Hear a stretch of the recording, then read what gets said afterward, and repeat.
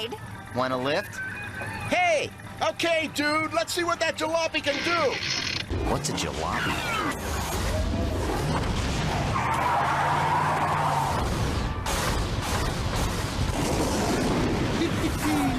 First off the line. Yeah, I'm sure they're feeling pretty silly right now. Hey guys, Zack here, and welcome back to Megas Month. So, today's episode, Ice Megas, is, well, long story short, Coop accidentally destroys the guardian of a planet, and, has to kind of take over his duties because he can't anymore. And of course, the main thing that this episode does is it introduces the Ceruleans, which are a race of very Transformer-like aliens. I should mention that. They, and I will mention that in a minute. And, yeah, the episode opens up with, Coop flying through space at top speed and is very excited about the fact. And what we find out is that apparently he can't stop. As we find out, he did something to the engine. Basically, what he did was he welded Megas' like fusion reactor to the main thruster, which means that it's too powerful. And well, Coop does point out that it enables him to complete training in half the time, which Jamie somewhat sees the logic to. Kiva does point out that they can't stop, even though Coop points out that that doesn't seem to be a problem, and then proceeds to turn on all of the things that enable Megas to stop and slow its fall. But this ultimately doesn't wind up working. As we quickly find out, Coop can't stop despite everything he's doing, and almost nearly crashes into a planet. And of course, this causes Coop to have to immediately take evasive maneuvers, and he slingshots around the planet, even heating up a little bit in the process, and winds up crashing on the ice world behind it. And he nearly falls into a hole that is suspiciously square-shaped, and I will get into that in a minute. But he nearly falls into a hole that's suspiciously square-shaped and starts looking around to see what kind of planet they landed on. But Coop does ultimately point out that wasn't as bad as everybody thought it was going to be, and then Jamie points out that they seem to have landed on found something worse. And sure enough, Coop looks at his rear mirror and discovers a large robot that's currently calling him out for landing on his planet, claiming that he's an invader, that he has no right to be there, and that he's going to be destroyed. And of course, Coop immediately points out that he has no idea what the robot's even talking about, and does indeed climb out of Megas and tries to explain to the robot that he's clearly made some sort of mistake, and that there seems to be some sort of misunderstanding, and that he's not there to invade anything, and he just kind of got caught up in a free fall and couldn't get out of it, and he really only had trouble with his robot. But of course, the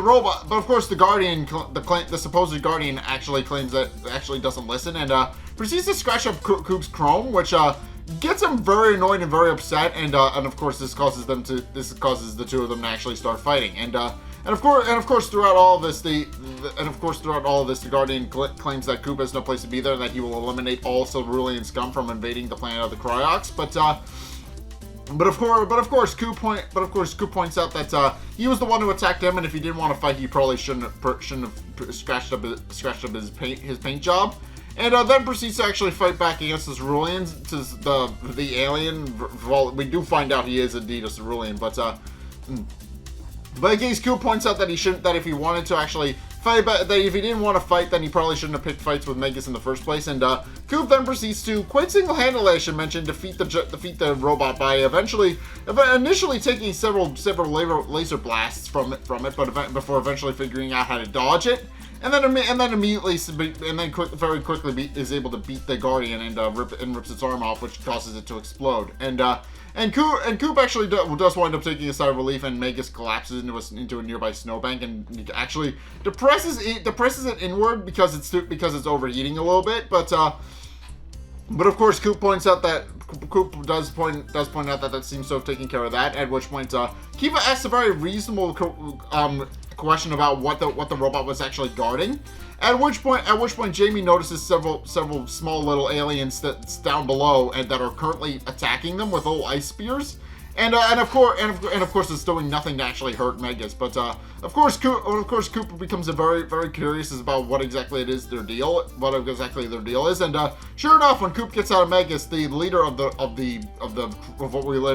we find out is called the Cryox. Ator, he's the leader of the Cryox in a very Yeti-like species, and he does point out that it was ultimately their fault that they destroyed their guardian, and he demands to know why they destroyed his guardian. And of course, Coop quickly points out that it wasn't entirely his fault, and that their guardian had actually picked a fight with him. And of course that does wind up being that is indeed true. Coop did nothing wrong. He acted in self-defense. He attacked the Guardian and destroyed it because it was attacking him for a misunderstanding and didn't want to listen. And but of course while Ator and his fellow Cryox seem to accept the idea that Megas is there to come in peace, he does ultimately point out that now with their Guardian out of the way, the Ceruleans will most likely invade them again. And sure enough, that's exactly what happens. The Ceruleans, as we quickly find out, the Ceruleans live on a desert planet of Cerule, and it is the nearby planet that Coop actually slingshotted around to actually escape, to actually kind of crash land on the Cryox planet. And what we quickly find out is that Drelar is very pleased about the fact that the Guardian is now gone, and does seem to call him an old friend, and points out that now that he's finally fallen and he's to his what he quotes as foolhardy ideals, he does point out that now they can finally continue their invasion of the Cryox home world and continue harvesting their ice, and then proceeds to send a harvesting ship to go capture more of their engine water. And of course, Coop then proceeds to volunteer to actually kind of help the Cryox, since they accidentally destroyed their Guardian, and as thanks for that, the Ator then proceeds to explain what exactly it is that happened with the Cryox and with the Ceruleans. As we find out, of course I've explained that the Ceruleans are a very Cybertronian race. They're very Transformers-like. But yeah, what we find out is that the Ceruleans are actually a race of robot vehicle hybrids who live on the planet of Cerule. And what we find out is that they've actually been harvesting planets. They've actually been harvesting planets for the water and such, because and there's a reason that their home planet of Cerule is a desert. It's because they need the water to actually keep their engines cool. But they use the water as engine coolant. But as Ator explains, the Ceruleans have a habit of not really knowing how to share, so they just kind of steal it. So they just kind of steal any water they come across, and are indeed very selfish in that regard. Case in point, they've already killed their home planet and have kind of drained it of any resources, and now they're trying to do the same with the Cryox home planet as well. And of course, that actually explains several of the giant square-shaped holes that are just taken out of the planet. As we find out, the Ceruleans have indeed invaded before, and when Jamie points out that they probably should have built a better robot, the Ator and his fellow Cryox merely explain that they can't. As we find out, we find out, and it was heavily implied that earlier in the episode, the one of the Ceruleans, the Guardian, was actually one of the Ceruleans and was actually the leader of an invading force, until he realized what they were doing and decided to switch sides to protect the Cryox. And that is indeed a very interesting thing. He realized that what they were doing wasn't right for the indigenous people, and he decided to fight back against his own people to keep them safe. And of course, Coop, hearing all of this, quickly realizes that they'll need to be prepared for when the Cryox actually wind up getting invaded again. And of course, he doesn't really have much time to do it, because right at that exact moment, the Ceruleans immediately show up and in their harvesting ship, and begin to prepare to start harvesting pieces of the planet again. And Dralek's immediate first order is to place down markers to actually target where they're actually supposed to go with the laser. And of course, he immediately sends down a series of troops to actually go and fight back But mainly he has four Ceruleans to actually place down the markers. But he also sends several of his ground troops to actually go and defend the markers on the off chance somebody tries to destroy them. And And of course, Jamie quickly points out that that this is a very obvious problem because obviously it was fun to fight the first Cerulean, but now Coop has to defend it against an entire army of them. And but Coop quickly points out that it shouldn't be that big a deal because obviously the one Cerulean that they have fought so far was enough to hold off the entire invading force, and points out that if he was able to defeat that guy, no problem, then Mega should have no issues fighting off the rest of the Ceruleans like at all. But then they quickly realize that they have to actually get into Megas, and that winds up being a problem because when they get back to the Cuma, they quickly discover that it's been frosted over, and now they can't get into Megas' control systems. And to make matters worse, Megas is currently parked in the path of the harvesting laser that they're now firing. And sure enough, what we find out is that Coop wishes he had a de-icer. And what we find out is that they have a very big de-icer. What we find out is that the markers are there to actually signify where they're going to cut up the planet into sections, and the laser, and then the ship just fires a giant laser to just cut the planet into quarters and cut it into cubes so that they can more easily harvest it. And that makes sense. Obviously, they can't take an entire planet in one go. Obviously, that's going to take a lot of work. But it also does explain the square-shaped indentation that Coop nearly fell into at the start of the episode. As we find out, the Ceruleans are the cause of that. They came here before they ripped an entire chunk of the planet out when they were first there. And of course, Coop quickly realizes that he needs to actually get back into Megas, and immediately starts fumbling with the key to actually try and get Megas open, to actually try to get the Cuma open so that he and his team can climb into Megas. But because it's obviously frozen over, Coop is having a bit of a hard time actually getting inside. And eventually it results in him breaking the key to Megas, which causes him to become very upset, and realizing he doesn't have time for any of this, he just decides to smash the window open and drive them all to safety. And of course, Coop quickly points out that he's going to need to actually be able to fight back now that he's actually in control of Megas. But of course, Kiva points out the very obvious problem in that they haven't cleaned the window yet. And of course, as everybody knows, if a window frosts over, you can't really see all that well. And of course, Coop points out that he doesn't need to because he has really good instincts, as he puts it. But of which, of course, Kiva and Jamie both immediately doubt. But he then proceeds to demonstrate these instincts by just opening fire indiscriminately in a general direction and hoping he hits something. And he does. He actually winds up hitting a couple Ceruleans, but he also winds up destroying part of the Cryox city. He actually winds up destroying part of one of their cities in the process, which because of course Coop can't really aim. And after seeing that after poking his head out the side window, he really realizes, yeah, I should probably do what Kiva says and defrost the windows first. So yeah, and then what results is that first and foremost, Zack correctly recognizes that Coop is actually the new guardian of the planet, but because Coop can actually see, Zack also points out that he doesn't really seem to be that good of a guardian. He's defending against the Cryox against the Ceruleans, but he's kind of only really doing it in half measures because he can't see. So what ends up happening is that as Coop is trying to defrost his window, he's actually trying to scrape off the window with Jamie's help. He's also destroying his environment unwittingly, I should mention. He can't actually see what's going on around him, so he's just kind of destroying everything indiscriminately. It's one of those really funny things where it's like where even Atwood looks at this and it's like, hey, our new guardian, we're saved. And then he sees that he's destroying the city by accident, so he's like, nope, never mind, we're doomed, we're screwed.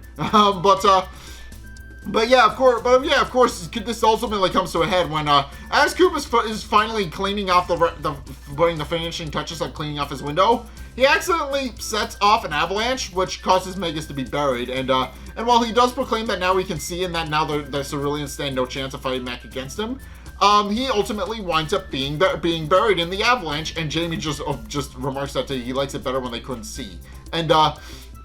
And of course, they wind up being buried temporarily, but of course, Zack takes full opportunity to actually gloat about this and points out that now they can actually finish off their harvesting of the planet and propose to actually continue cutting up the planet into pieces. But of course, eventually, Coop does manage to free himself from the avalanche rather easily because he's in a giant robot. And quickly mobilizes to actually take out the final marker at Kiva's behest, pointing out that if they finally connect it and connect the final markers, that they'll actually manage to destroy an entire Cryox city. And of course, Coop quickly realizes the problem with that and immediately goes to defend the final marker. But and which of course Dralek immediately takes notice of and sends the rest of his ground troops to actually transform into robot mode and go defend against the go defend the final marker so Coop can't destroy it. And Dralek himself actually winds up intervening in the attack as well. He winds up as Coop is trying to destroy the final marker, Coop actually winds up being surrounded by cerulean robots who all transform back into their normal robot modes. And then Dralek appears and congratulates Coop on his status as the new Guardian, and also points out that he won't be defeated a second time and won't be chased off a second time, and asks what this new Guardian's name is, and of course Coop then proceeds to introduce himself, and Dralek does wind up using Coop's name as a sign of respect, but also points out that obviously Coop has done as much harm as good as he has since he's been there, and has somewhat done some of Dralek's job for him, and merely tells him to step aside, pointing out that he can't really help stop what's about to happen. That regardless of whether or not Coop intervenes, he's getting the ice that his people need to actually keep themselves cool. But it's at this point where Coop actually winds up going into his trash talk, pointing out that he kind of adds this a little bit hastily after, but he goes on to explain how they messed up his Chrome, they caused him to break his favorite key, and he had to smash his own window to get into Megas, and then at Ator's kind of a little request and suggestion, because he just appears on Coop's monitor. Coop then proceeds to add that they're trying to enslave the Cryox and destroy their own planet, and declares that if he wants to play rough in the snow, that he'd be more than happy to oblige. And sure enough, as per Coop's prediction, he winds up holding his own no problem against the Ceruleans, because obviously their leader was more than enough the previous leader was more than enough to actually hold back against all of them and keep them at bay. So of course, because Coop beat that guy no problem, there is no real challenge here with Coop fighting back. He at one point just kind of rips off one of the arms of one of the Ceruleans off from its socket, and then just starts beating the shit out of them with one of their own men's arms. So yeah, he just kind of and also throughout this entire sequence, Jamie's just kind of making a lot of sports puns and a lot of sports metaphors, and it's very fun. It is just very funny that Jamie's just getting a little bit into it and being like, yeah, sports. He's just giving and sure enough, Coop is very much not really adding to that by just kind of displaying the fact that yes, he is indeed batting around people like it's a sports game. He's just kind of hitting around cerulean robot parts by basically the same way someone would hit a baseball with a bat. It is very similar as an analogy, and eventually Coop does manage to destroy almost all of the ground troop Ceruleans, leaving only Dralek left. And Dralek quickly proves to be more of a challenge for Coop, but and even showcases that he's a lot tougher than his fellow Ceruleans. But Coop does eventually manage to actually defeat him by knocking into a snowbank, and does manage to temporarily put him out of commission. And with all of the Ceruleans temporarily dealt with, Coop then proceeds to go for the remaining marker and proceeds to rip it out of the ground. But this winds up having an adverse effect, and now the laser is actually following him around. And Coop quickly realizes he needs to get the hell out of there, and immediately starts driving around in basically a beeline. He basically just goes in whatever direction he feels like to keep the Ceruleans from finishing their square. And of course Kiva asks him if that's his whole plan, and Coop is basically just like, yep, he really has no idea what to do with it now that he actually has it. He's just kind of flying by the seat of his pants, and sure enough, that's how Coop does everything in this series. He just kind of flies by the seat of his pants and wins by pure luck. Occasionally he comes up with a strategy, but mostly pure luck. But actually in the second season he's been more strategy than luck, but it isn't really so much that he's thinking about the strategy, but rather that he quickly hones in on the fact that there's a weakness that he currently fumbled his way into, and decides to use that against his current enemy. And he does wind up doing that in this episode as well. But of course, Dralek, having recovered, then proceeds to go up and return back to the ship, and prepares to actually observe what Coop is actually doing to see if he'll actually wind up finishing the square. And sure enough, Jog is quickly figuring out that he's just kind of going wherever. But eventually, by complete accident, Coop does wind up finishing their square, and Dralig is finally able to actually harvest a piece of the planet that he's cut out. And but also declares that now that Coop has actually helped them, he's more than prepared to actually destroy Coop once and for all using the same laser. And obviously, since Coop can't run away from it, it's just kind of going in wherever he is. And of course, Coop quickly finds out that he does have an idea of how to actually defeat the Ceruleans once and for all. And since he knows that the Ceruleans laser is currently following the marker, he just kind of shucks the marker at their home planet. And of course, this winds up working. It winds up destroying the home planet of Cerule. And this causes a meteor storm that also winds up destroying the Cerulean main ship with Dralig even admitting that he didn't foresee that coming, and before all of his people wind up dying.